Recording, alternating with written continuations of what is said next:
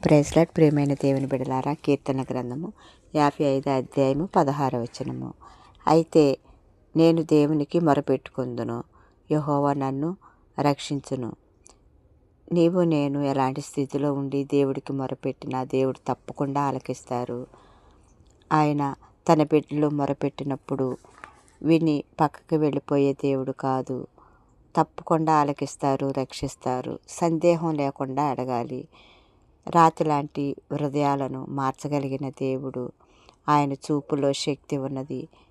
మన జీవితాలు దేనికి పనికిరావు అని మనం అనుకున్నప్పుడు దేవుడు తప్పకుండా సహాయం చేస్తారు. ఆయన చల్లని చూపు మన మీద ఉన్నప్పుడు ఎలాంటి కార్యాలైనా చేయగలిగిన గొప్ప దేవుడు ఆయన.